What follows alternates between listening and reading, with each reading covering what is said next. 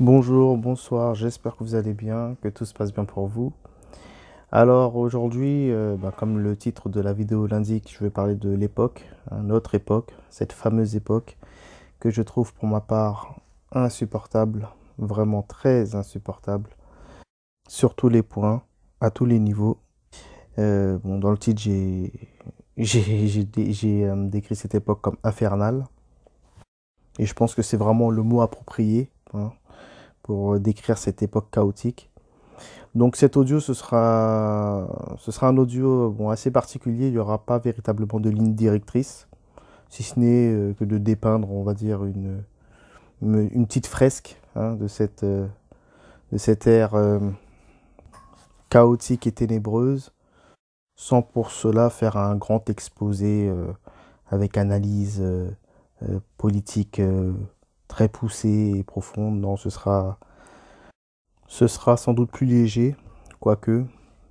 Je pense que j'irai en profondeur sur certains points, quand même.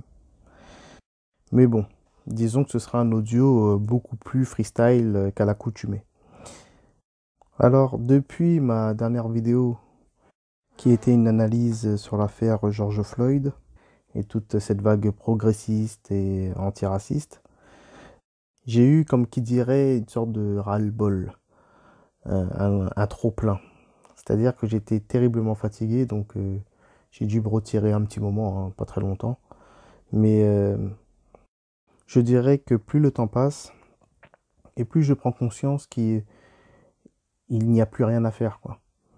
C'est-à-dire que j'ai bien pris conscience depuis bien longtemps que mes vidéos, en tout cas mes audios, n'allaient pas changer grand-chose. Déjà, d'une, je ne suis personne et nous sommes personne et nous n'avons pas la capacité de changer les gens, hein. Déjà, il serait peut-être bien que nous changions nous-mêmes.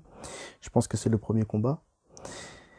Et en plus de cela, je commence à réfléchir, ou du moins à me poser la question, à savoir si moi-même, je ne participe pas à ce gros spectacle chaotique général où tout le monde veut en être, tout le monde veut apporter son petit jeu, sa petite réflexion, hein. Vous voyez cette petite ère YouTube, réseaux sociaux, où tout le monde a quelque chose à dire et tout le monde veut se montrer plus intelligent que tout le monde. C'est quelque chose qui me fatigue terriblement, qui me révulse même, et je n'ai absolument pas envie de participer à ce capharnaüm. Donc, déjà, il est clair que je ne vais pas faire des vidéos éternellement, hein, ce n'est qu'un temps. Mais je pense qu'il est important d'insister, hein, et de rappeler tout le temps que l'unique combat, le premier combat, est contre nous-mêmes. Et de vouloir changer le monde avant même de changer soi-même, c'est être dans la plus grande désillusion. Bon, ceci étant dit, ceci étant précisé, je vais développer sur le caractère infernal de cette époque. Développer sur cette notion d'infernal. Et qui dit infernal, dit enfer. C'est la même racine. Infernal et enfer. Et le mot enfer, généralement, a tendance à susciter beaucoup de réactions. Personne n'est indifférent lorsqu'on parle de l'enfer. Lorsque le mot enfer est évoqué, il y a toutes sortes de réactions qu'on peut voir, hein. C'est-à-dire il y a des gens qui vont avoir peur, d'autres à qui ça leur donne des, je sais pas moi, des sensations, ils sont fascinés par l'enfer. Il y a certains qui se posent des questions à savoir si l'enfer existe bien. Bon, personne n'est indifférent. Et je suis persuadé que certaines personnes, en voyant le titre de l'audio, ne vont pas être d'accord. Ils vont se dire, mais nous sommes pas en enfer, c'est quoi ces conneries? On vit bien, c'est la belle vie, je pars en vacances, ceci, cela. Alors pour revenir sur l'enfer, comme je disais, l'enfer, infernal et même inférieur ont la même racine. Donc il veut dire d'une certaine manière que l'enfer est relatif d'un certain point de vue. C'est-à-dire que ce qui est enfer, c'est toujours ce qui est inférieur à. Je donne un exemple. Par exemple, la chute d'Adam, hein, Sayyidina Adem, lorsqu'il chute du paradis pour arriver sur la terre, il est, si on peut dire, dans un plan inférieur au paradis. Donc c'est un enfer comparé au paradis.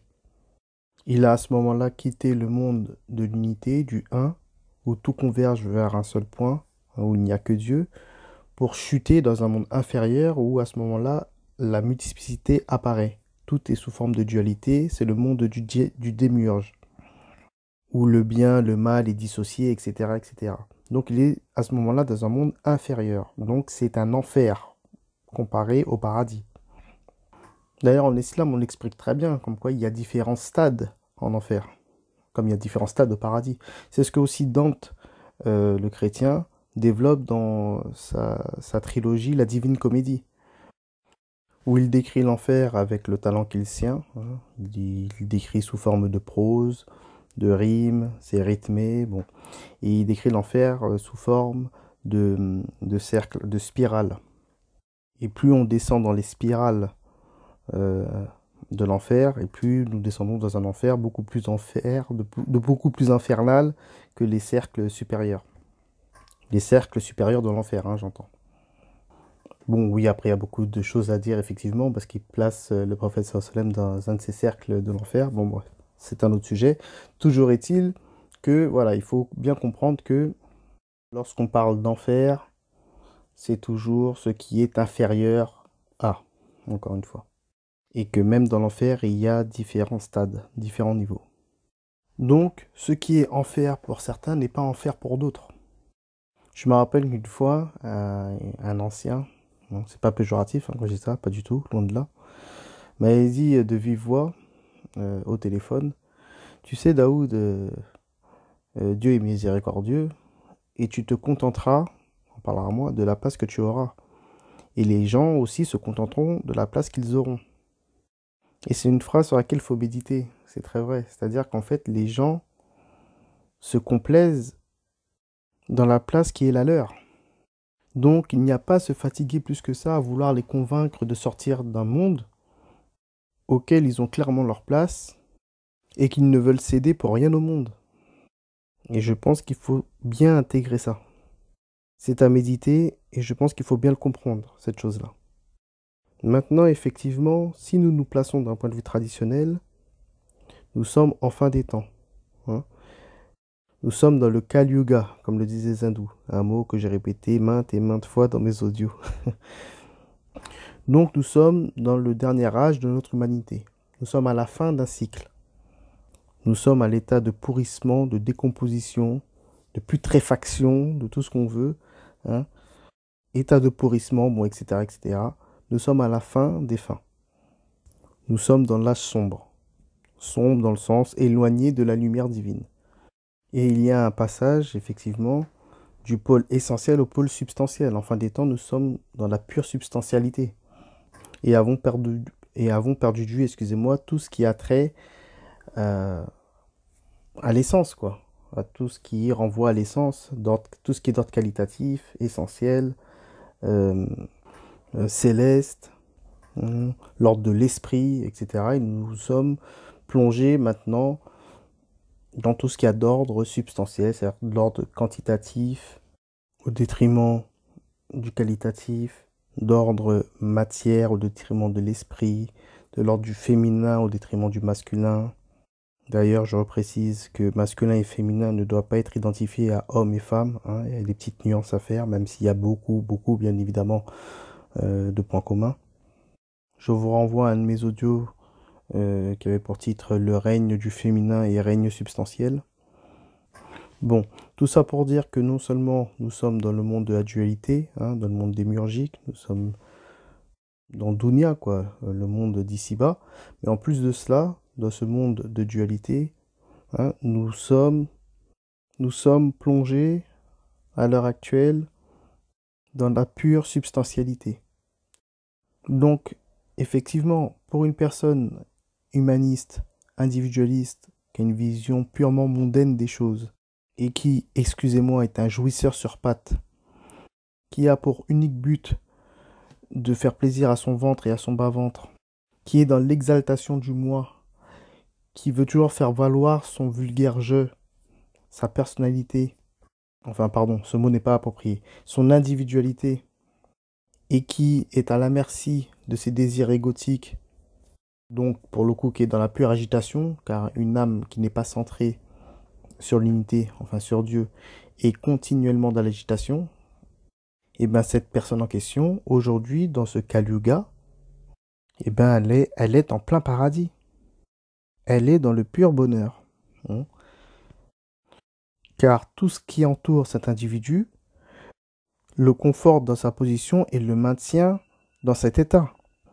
Vous imaginez bien qu'une personne ultra narcissique, égotique et dans l'agitation permanente, elle peut que se complaire dans un monde, dans le monde du zapping, dans le monde du shopping, le monde des réseaux sociaux, d'Instagram, du fast-food.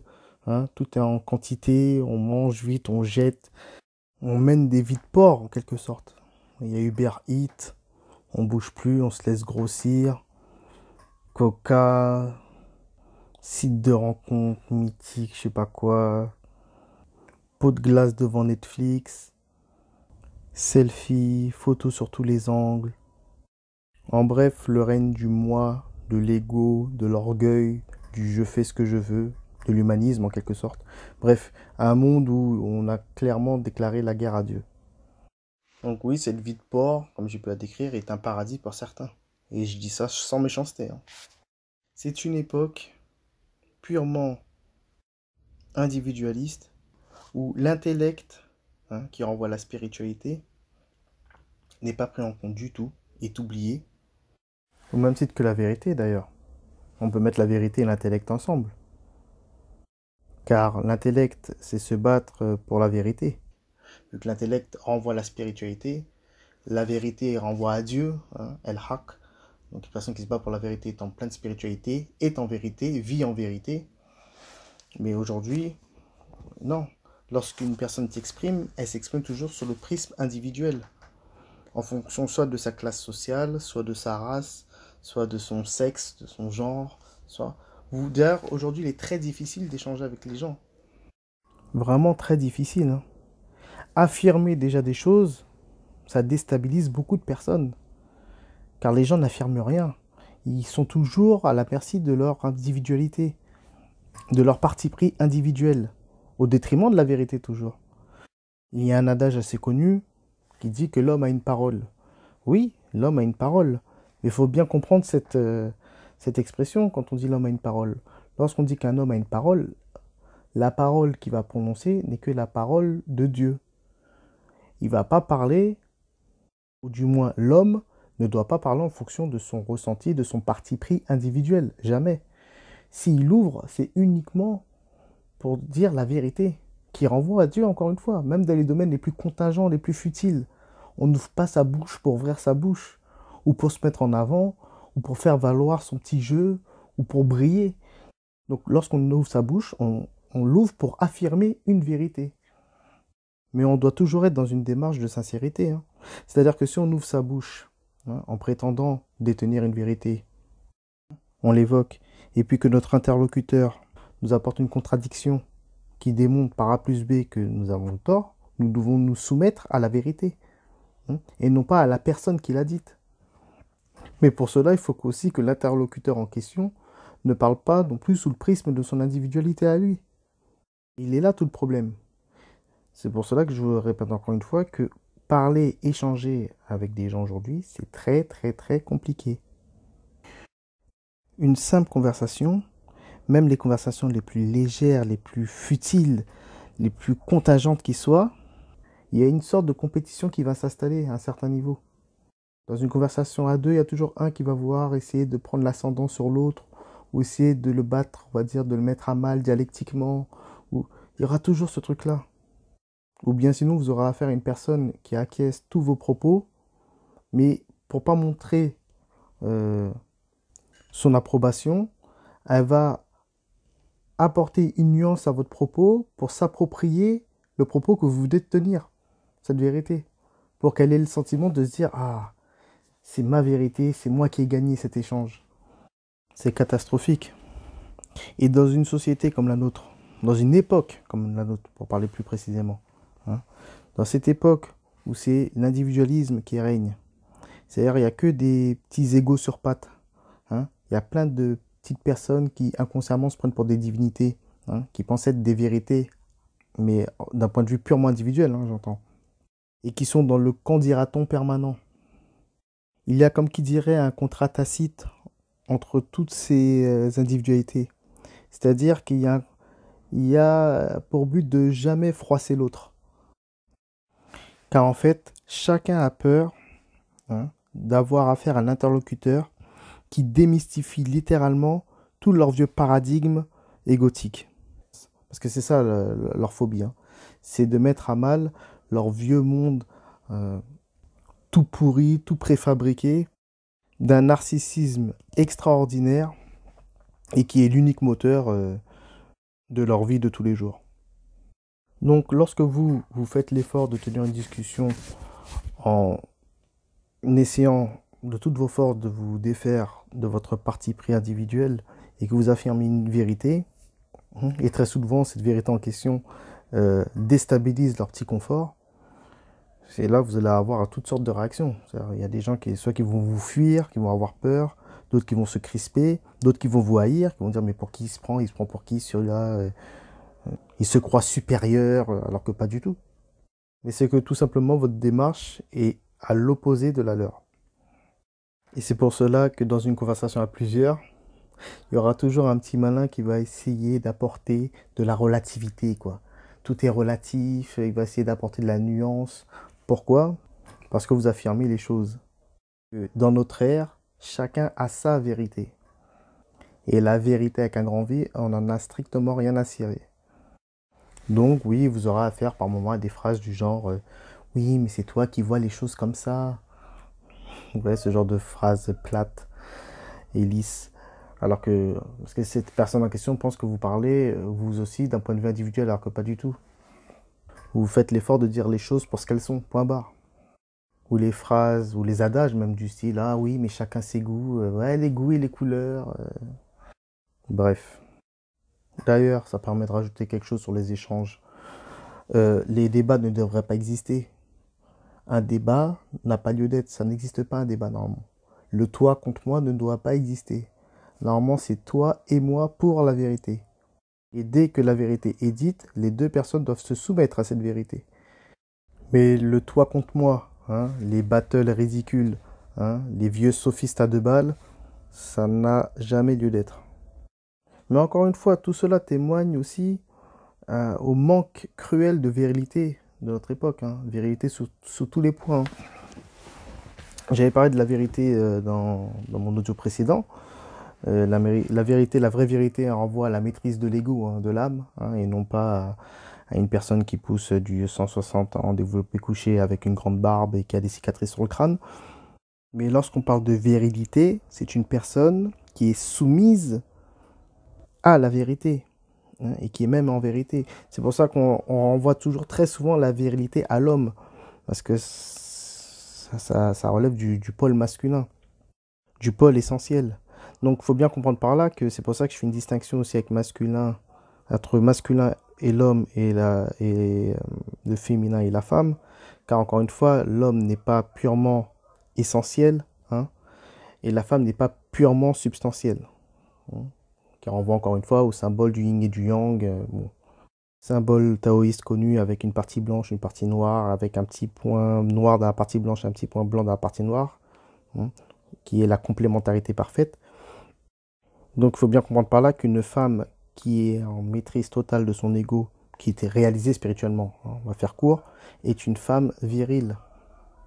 Et bien plus virile que le voyou ethnique qui déclare la guerre à son voisin parce qu'il habite dans la cité d'en face, hein. On est dans deux dimensions totalement différentes. Mais oui, effectivement, étant donné que l'homme est de caractère plus essentiel que la femme, bah, très souvent, lorsqu'on parle de virilité, bah, on va l'associer directement à l'homme, hein, parce que l'homme renvoie au masculin, bien entendu.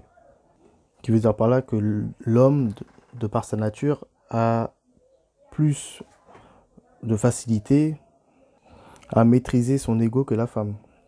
Mais ça n'enlève pas le fait non plus que beaucoup d'hommes, malheureusement, sont très très féminins, surtout à l'ère actuelle. D'ailleurs, nous vivons dans une époque très très très substantielle et féminin. C'est-à-dire que là, pour revenir sur les échanges, nous avons très souvent maintenant des échanges émotionnels, sentimentalistes, hein. Et on serait bien d'accord de dire que c'est quelque chose de très récurrent chez les femmes, qui parlent très souvent sous le coup de l'émotion. Mais on est forcé de constater que dans cette ère mondialiste, où les êtres sont indifférenciés, on ne distingue même plus l'homme et la femme, parce que l'homme est aussi émotionnel et sentimentaliste que la femme. Tout est féminin maintenant, tout est d'ordre substantiel. Mais regardez un très bon exemple. Depuis l'affaire George Floyd, on est dans le sentimentalisme exacerbé, dans le pathos insupportable, dans la chialerie, dans... C'est insupportable. J'ai passé un mois là insupportable. j'ai, je n'en pouvais plus. C'est-à-dire que là, on n'est même pas capable de se positionner, ne serait-ce que d'un point de vue rationnel. Rationnel, quoi. La rationalité qui est déjà inférieure à l'intellect, là, on se positionne d'un point de vue inférieur à la rationalité, c'est-à-dire le sentimentalisme. C'est-à-dire qu'on réagit comme ça, sous, sous l'émotion, comme ça, sans réfléchir, sans rien. C'est notre parti pris individuel, encore une fois. On est noir, George Floyd est noir, je supporte George Floyd. Si un noir est tué par un blanc, c'est qu'il a été tué parce que noir. Mais qu'est-ce que c'est que ça? Mais faut être fou pour en arriver là. Faut être, excusez-moi, je vais être violent, mais faut être déshumanisé. Mais vraiment, faut être déshumanisé, j'ai pas d'autre terme. C'est vraiment incroyable quand même. On traverse une époque vraiment incroyable. Je vois de la vulgarité partout, dans tous les domaines, à tous les niveaux. Mais, et je n'exagère pas. Tout est grossier, vulgaire. Même les escrocs sont grillés, comme on dit. Ils se cachent même plus. C'est flagrant que ce sont des escrocs. L'incompétence des élites, elle est flagrante. Hmm. La casse politique qui dit oui, non, mais les masques ne sont pas obligatoires, ne vous inquiétez pas. Après, qu'on dit que les masques sont obligatoires. Et les gens sont là, ils mettent des masques, ils se lavent les mains, ils ont peur. Et juste après, on a fait un déconfinement. Pendant ce déconfinement en question, il y a des manifestations, des rassemblements comme pas possible, alors qu'on disait oui, distance de sécurité, tout va bien. Il n'y a aucun problème. Et personne ne voit l'énormité de la chose. Personne se dit, c'est bizarre. Ils avaient dit dernièrement qu'on n'avait pas le droit d'être prêt. Vous allez dans les pharmacies, vous avez des marquages au sol, vous disant, oui, restez à 10 mètres ou à 5 mètres ou je ne sais pas quoi. Il y a des manifestations. Il y a toute la population, tous les quartiers populaires qui se rassemblent. Il n'y a aucun problème. Les policiers sont là, passifs, tout va bien. À deux doigts de prendre des selfies avec des manifestants. Mais qu'est-ce que c'est que ça? Je n'en peux plus de tout ça, de toute cette grosse population afro-diasporique, noire, américanisée, consciemment ou inconsciemment, hein, qui ont créé une pseudo-spiritualité autour de la race noire. Ils ont fait une race, notre race, la race noire, une spiritualité. Ça n'a strictement aucun sens. Ils ont créé une mystique de la négritude. Ça n'a aucun sens. On est tombé dans tous les leurs. Hein, le fait de croire que tous les noirs, c'est la même chose, de s'appeler frère, de chercher une unité noire. Il n'y a jamais eu d'unité noire. Ça n'existe pas. Ça n'a jamais existé d'ailleurs. Et ça n'existera jamais. Hein. L'Afrique n'a jamais été unie. L'Afrique s'était séparée, c'était clanique, où il y avait des ethnies, familles élargies.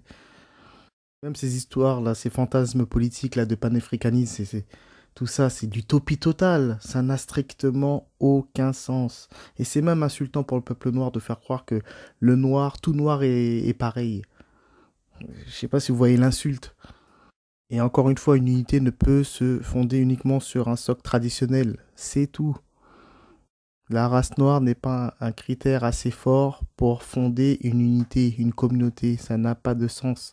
C'est comme parler d'unité blanche. Ça n'a pas de sens. Le russe, ce n'est pas l'arabe. Je signale que les arabes sont des blancs. Hein. Le russe n'est pas l'arabe, qui n'est pas l'anglais, qui n'est pas le... Ça n'a strict... C'est comme le somalien n'est pas le comorien, qui n'est pas le sénégalais, qui n'est pas l'antillais. Il n'y a pas d'unité à ce niveau-là. Il n'y a pas d'unité. Il faut sortir de ce truc, unité. D'ailleurs, je pense que inconsciemment, c'est un mimétisme hein, qu'on a pris. Hein. On a voulu mimer les Américains qui, pour le coup, eux, avaient une unité noire, mais une unité noire américaine. Hein. Et comme nous, on a été bassinés depuis le plan Marshall de toute l'américanisation. Et pour les Noirs, on a eu droit à tout ce qui était Trace TV, MTV Black, Prince de Bel-Air et consorts. On s'identifie à ça. Il n'y a pas d'unité noire. Il n'y en aura jamais. Il y a aucun sens d'ailleurs à ce qu'il y ait une unité noire. Ça n'a pas de sens. Et il faut sortir de ce show, de ce monde du spectacle, hein, de l'iconisation, de cette pleurniche, hein, faire un travail de fond, hein, que ce soit d'un point de vue politique, essayer de comprendre qui est véritablement l'ennemi. Si vous voulez aller au combat, sortez de ce prisme racial, hein, qui vous trompe très largement. Encore une fois, le problème est social avant d'être racial, même si maintenant, effectivement, les rapports sociaux se sont racialisés avec le temps. Bon, regardez pour l'enracinement, retournez à la tradition. Sortons de cette vieille culture, de cette sous-culture, du gangsta rap, de la malbouffe, du twerk, de toute cette pornographie là, dans laquelle on est fier parce qu'on est vu comme des objets sexuels. Sortons de tout ça.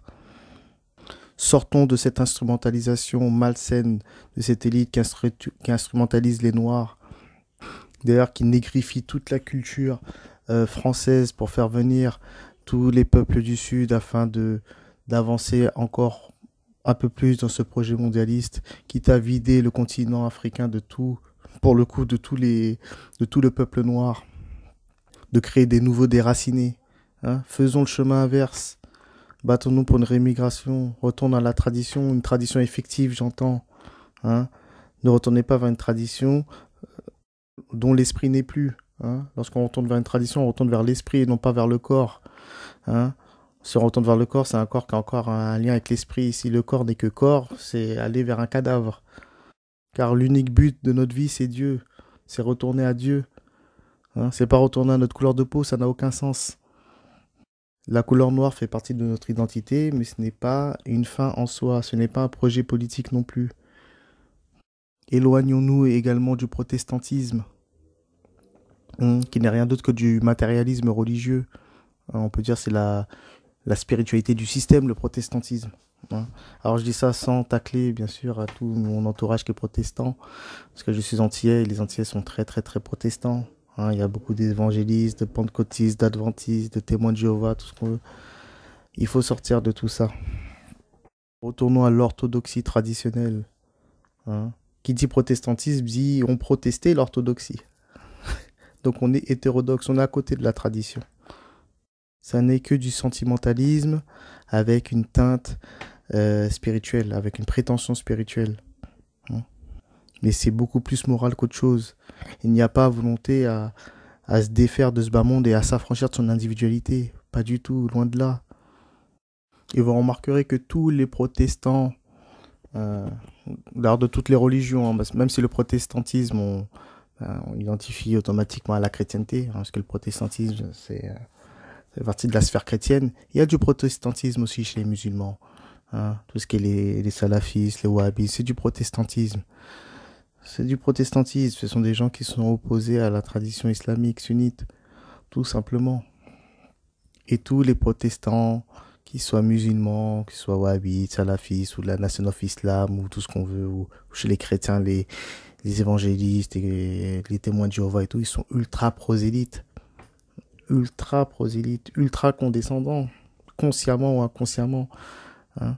Cette sensation de se sentir supérieur aux autres parce que tu n'es pas des leurs. Ça va me permettre d'ailleurs de parler de l'islam maintenant. Hein. Le salafisme, hein, ou le wahhabisme, c'est la même chose. Maintenant, les wahhabites s'autoproclament salaf, ça passe un peu mieux parce qu'ils se sont fait griller avec le temps. Hein. Malheureusement, cet islam en question a pris quasiment la place de l'orthodoxie islamique, en tout cas en France, peut-être plus largement en Europe. Cet islam qui relève beaucoup plus de l'idéologie que de la spiritualité. D'ailleurs, qui est devenu plus ou moins une catégorie sociale, on dirait musulman. Hein, musulman maintenant, qu'on dit musulman dans l'inconscient général, c'est un jeune maghrébin prolétaire, voilà, avec une barbe et c'est ça. Et d'ailleurs, qui s'imbrique parfaitement dans cet univers de banlieue. Dans la banlieue, il y a toujours les noirs, les blancs, les noirs et les arabes lambda, et puis vous avez le frère Muse, hein, très souvent. Alors je ne vais pas faire d'amalgame parce qu'il y a très souvent il y a des gens qui sont identifiés comme frères musulmans et pour le coup ce sont des gens qui suivent l'islam traditionnel, etc. Oui. Mais très très très très souvent, on va pas se mentir, ce sont des gens qui sont dans un salafisme incroyable, hein. Un salafisme rigoriste, la pure idéologie, identitaire même. Parce que je suis désolé de dire, mais c'est très souvent, malheureusement, bah, les Maghrébins qui sont dans cette idéologie. Je fais exprès d'employer le terme idéologie, hein, parce que c'est clairement ça. Vu que cet islam en question, wahhabite, salafo-wahhabite, a une teinte très arabisante, hein. On dirait qu'il y a une illusion de croire qu'être un bon musulman, c'est un bon arabe, hein. C'est très bizarre. Donc, vous avez compris, si on fait l'équation, on comprend que le non arabe, déjà, même si on le dit pas, mais on le sent dans les échanges. Oui, mais tu n'es pas un vrai musulman, hein. C'est juste que des fois, on fait semblant de pas comprendre quand on s'adresse à eux. Bref. D'ailleurs, vous écoutez les conversations, ça parle que de choses mondaines, hein. Soit de monter dans la société, dans l'échelle sociale, se faire de l'argent, comment gagner plus d'argent. Ça parle que de ça, de femmes. En aucun moment, ça parle de spiritualité, en fait. Femmes, soit de sport, de foot, de films, de, c'est ça, de sport de combat, d'embrouille des fois. En aucun moment, ça parle de spiritualité. Et ils pensent que de parler euh, de l'histoire, on va dire, je sais pas moi, de certaines personnes de certaines grandes personnalités dans l'islam, c'est de la spiritualité. Oui, ça a trait à ça, mais c'est pas véritablement la spiritualité. Mais bon, bref. Il n'y a aucune discipline véritablement égotique à ce niveau-là, non, pas du tout. Ils ont juste deux ou trois, quatre savants attitrés à eux. Il y a juste un savoir quantitatif de connaître le maximum de sourates. Avoir un habit extérieur pour se distinguer des autres, chose qui est très égotique aussi. Et puis voilà, avec ce caractère racial non avoué pour certains. Le pire, c'est que vous êtes très souvent mis en garde par ces personnes-là. Et vous devez vous taire et faire un effort sur vous-même. Mais je pense que c'est l'épreuve. C'est une épreuve de notre époque. D'avoir affaire à tous ces gens. Après, cela dit, c'est vrai qu'il y a des gens qui sont influencés par le salafisme et qui sont de bonnes personnes, hein. Faut pas exagérer non plus. Mais c'est très très lourd. Mais généralement, comme je dis toujours, un musulman, normalement, est magnétique. Vous avez envie de rester à ses côtés. Ouais. Je vous garantis que bon nombre de ces gens-là, vous voulez les fuir. Ils respirent que de la violence. Vous n'avez pas trop envie de vous approcher. Mais malheureusement, dans l'inconscient général, on identifie l'islam à cet islam-là. C'est affolant. Il y a aussi tendance à vouloir opposer, je ne sais pas, le soufisme au salafisme. Je sais pas. Là, le soufisme, ça ne veut strictement rien dire. J'aime pas ce mot-là. Soufisme, non. Normalement, c'est le tasawwuf. Et puis, c'est l'ésotérisme islamique. Et ça ne se passe pas sur le même plan, hein. Déjà le wahhabisme ou le salafisme, peu importe, se place d'un point de vue exotérique et encore, ils ne sont pas orthodoxes, hein, parce qu'ils se sont opposés justement à la tradition sunnite. Donc, bon, vouloir opposer le salafisme au soufisme, ça a un non-sens. Et c'est vouloir abaisser le soufisme à, à l'exotérisme. C'est comme vouloir mettre le soufisme sur le même plan que les quatre écoles juridiques, ça n'a aucun sens. À la limite, on devrait opposer les quatre écoles juridiques au salafisme, mais même là, ça n'a pas de sens vu que les quatre écoles sont pour le coup orthodoxes et puis le salafisme est juste une branche qui voudrait se greffer à l'orthodoxie. Mais bon, je signale aussi qu'une personne qui est dans le tasawwuf, c'est une personne qui, dans sa pratique religieuse, n'a pas d'écart, hein. Elle sera beaucoup plus exigeante même que le salafiste. Ça rigole pas à ce niveau-là. Car encore une fois, une personne qui est dans l'ésotérisme, mais qui n'est pas dans l'exotérisme, mais dans l'hérésie, hein. C'est même, je crois même que c'est un égarement beaucoup plus grave qu'une personne qui est dans l'exotérisme et qui n'est pas dans l'ésotérisme. Donc vous l'aurez bien compris que tous les courants à caractère protestant me fatiguent au plus haut point, hein, qu'elles soient de la sphère musulmane ou chrétienne. Je parle aussi pour les plus virulents, parce qu'il y en a aussi qui restent dans leur coin, mais c'est vrai que très souvent ils sont prosélytes et avec un positisme assez agressif et très très euh, et dégagent aussi une sorte de violence incroyable. Et là je parle plus des, des protestants de la sphère musulmane, des salafistes hein, plus précisément. Donc non, l'islam n'est pas une catégorie sociale à caractère racial maghrébin. L'islam est universel, même s'il est intrinsèquement arabe hein, par la langue, etc. Mais l'islam est universel. Et bien que je ne suis pas un pleurnicheur du racisme anti-noir, parce que je suis noir, bon, je ne vais même pas évoquer le racisme qu'il y a dans cette sphère-là, parce que c'est incroyable. Mais lorsque je vois un racisme poussé à son paroxysme dans une sphère à prétention spirituelle, ça me fait clairement rire. Et qu'on s'entende bien, hein, parce que moi je fais pas partie des pleurnicheurs qui vont dire ah vous m'aimez pas, je n'ai strictement rien à cirer encore une fois. Mais parce que je considère que oui, lorsqu'on est lorsqu'un peuple a toujours, je sais pas moi, avoir un penchant pour les siens, c'est tout à fait normal. Mais de là à basculer dans la haine euh, d'autrui, là ça me pose un problème.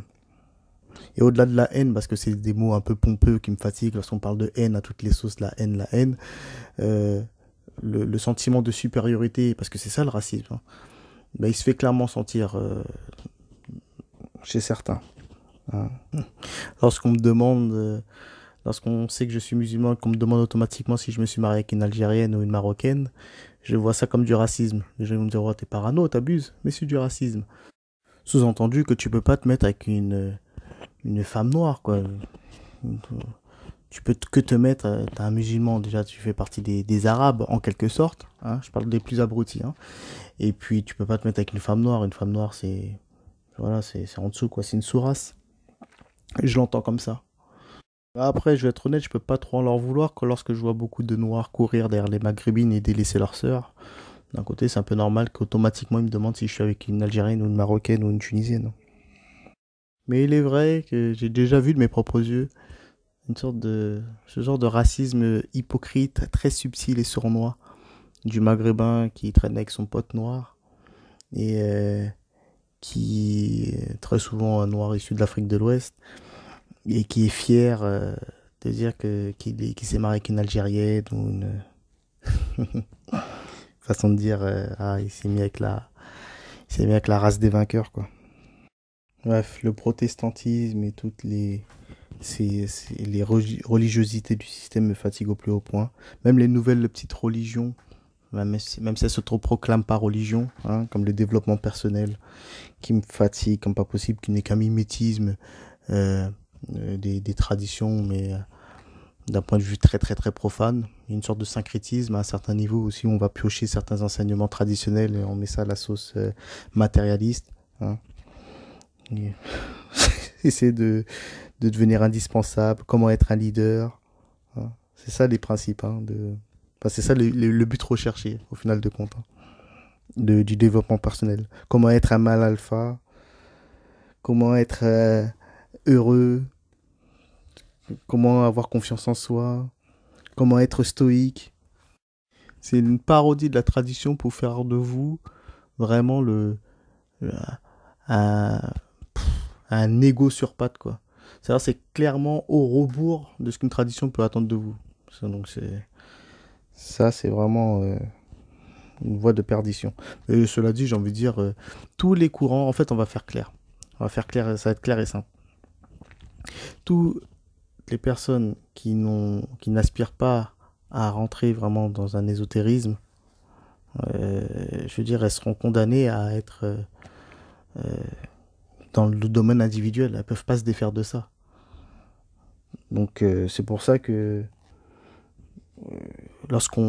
je ne vois pas, il y a une différence à un certain niveau vraiment lorsqu'on on oppose un croyant et quelqu'un qui ne croit pas, un athée. Mais si ce sont deux personnes qui sont soumises à leur individualité, en final de compte, la différence elle est vraiment très très minime. Car la spiritualité c'est quelque chose qui se vit. Hein. Ça ne se spécule pas, ça se vit pleinement. Ce sont des états spirituels qu'on acquiert avec le temps. Et une personne qui vit pleinement sa spiritualité est dans la certitude, elle n'est pas dans la croyance. D'où encore une fois le caractère superficiel, le caractère substantiel et matérialiste de notre époque. On n'arrive pas à voir les choses de l'intérieur, on s'arrête qu'en surface, on est très superficiel, on s'arrête que sur les façades, on prête beaucoup attention à notre aspect extérieur, même si l'extérieur faut pas le négliger, bien entendu, on s'est compris. Mais tout ce qui relève encore une fois de l'essentiel, de l'esprit, de l'intériorité et tout est carrément oublié. La vulgarité, le chaos a infiltré tous les domaines, même les domaines à prétention spirituelle. Et d'ailleurs, même dans les domaines qui se prétendent ésotériques, hein. Ah oui, il y a aussi des déviances et du n'importe quoi là-dedans, hein. Faut pas se mentir, hein. Mais sincèrement, quand je regarde l'état du peuple, c'est un peuple. Parce qu'on peut dire ce qu'on veut, même si je vais peut-être. On peut trouver que je vais un peu fort sur le protestantisme, mais au moins, il y a quand même un lien, on va dire, avec Dieu, d'une certaine manière. Même si on peut considérer à un certain niveau que c'est un lien un peu illusoire, mais il y a un lien quand même, faut pas se mentir. Mais il y a toute une population majoritairement qui est dans rien, dans une sorte de vie ordinaire, qui déambule comme ça dans les rues avec des masques sur le nez. Ensuite, vous regardez les élites, vous voyez une élite incompétente. En fait, c'est catastrophique à tous les niveaux. Je regarde la nouvelle génération des banlieues, hein, avec comment on appelle ça, des survêtements de foot, des chichas, en veux-tu, en voilà, des cheveux longs, toujours en train de manger de la malbouffe, des chichas, toujours en train de manger un truc super sucré, qui parle qu'en onomatopée, qu'avec des onomatopées, toujours dans des grimaces, des cris, toujours accompagnés, enfin ils ont toujours une sorte de pollution auditive dans les oreilles. D'ailleurs on est entouré de ça, hein, de pollution auditive, comme pollution aussi atmosphérique, bon, bref c'est catastrophique. D'une vulgarité mais sans nom, avec des termes islamiques en plus dans la bouche tous les 2 minutes, des wallah wallah, des sur le Coran, une hypersexualisation aussi, ça faudra peut-être en parler. Beaucoup de petites filles qui se prostituent et qui se proclament escortes, hein. Ça fait joli qu'on dit escorte, mais non, oui, t'es une prostituée en fait. Et ça devient normal. Il y a des femmes qui se battent pour être escortes. Des filles, pardon. Leur repère, c'est des Kim Kardashian, des femmes qui se sont fait connaître en montrant leurs fesses, on va dire, devant une caméra, hein. C'est une femme qui s'est fait connaître par une sextape. Sans parler aussi de la solidarité du bas, c'est-à-dire la solidarité de la crasse, la fausse solidarité noire et arabe, la solidarité des 400 coups, des, des, des orgies et comment on appelle ça, des vols et du rap. Il y a aussi une solidarité du haut, hein, on va pas se mentir, hein. D'ailleurs, elle est magnifique celle-là, c'est vrai qu'elle est très belle. Mais la solidarité du bas, mon Dieu, est à vomir. Et puis vous avez, pour finir, le peuple blanc, soit le peuple... c'est le peuple qui a tout perdu ici. Un peuple qui a perdu sa tradition, majoritairement athée, comprend pas trop. Ils ont tout perdu, les pauvres. Perdu leur pays, ils se sont fait manger. Il manque cruellement pour beaucoup, je dis pas tous, hein, je parle des blancs français de virilité, qui renvoie à ce que je disais tout à l'heure sur la virilité, hein. Et qui regardent tout leur pays partir à volo comme ça et puis qui peuvent rien faire, qui sont même amenés maintenant à se mettre à genoux devant des noirs, qui finissent dans le cuckolding pour certains. Oh mon Dieu, c'est horrible. Quand je parle, bien entendu, je parle pas des maghrébins, des noirs et des blancs, hein. Mais bon, pour ma part, je pense que nous sommes allés tellement loin, nous sommes tellement à un niveau de non-retour. Je trouve que c'est tellement pourri qu'il n'y a aucun redressement possible. Là, ce n'est vraiment pas possible. Il n'y a plus véritablement de peuple, hein. Il y a qu'une sorte de plèbe maintenant, une plèbe humaine, hein, une humanité indifférenciée. Il n'y a plus véritablement de race, hein, que des sous-races, parce que bon, nous sommes tous alignés à un certain niveau. Plus véritablement aussi de genre, hein, parce que tous est plus ou moins féminisé, hein, dans ce règne substantiel. Hein. Donc c'est beaucoup trop chaotique pour rêver d'un quelconque redressement. Et ce n'est pas non plus d'un point de vue politique où nous changerons les choses, hein, parce que bon, je pense que certaines personnes aussi n'arrivent pas à... Encore une fois, hein, c'est encore une maladie moderne. Hein, c'est-à-dire le côté substantiel, encore une fois, est superficiel, à pas voir les choses en profondeur, à ne pas percevoir, on va dire, l'esprit, hein, derrière chaque chose. C'est-à-dire que, par exemple, ils vont identifier comme le mal absolu le capitalisme, alors que le capitalisme, effectivement, est à abattre. Hein. Effectivement, c'est l'aliénation de tout un peuple, c'est pour le profit d'une minorité de personnes. Mais cette personne en question, on va dire l'hyperclasse, l'oligarchie tout en haut ou tout en bas, ça dépend de quel point de vue on se place, n'a pas qu'un point de vue matériel, hein, de la chose. Hein. Et c'est pour ça que le marxisme, c'est là qu'on voit ses limites. C'est-à-dire qu'inconsciemment, ils ont un point de vue aussi très matérialiste. Très matérialiste. Même s'ils combattent le capitalisme, ce sont les premiers adversaires du capitalisme, mais ils sont aussi matérialistes que les capitalistes. Et certains même combattent avec les armes du capitalisme. Or, la contre-élite qui chapeaute notre société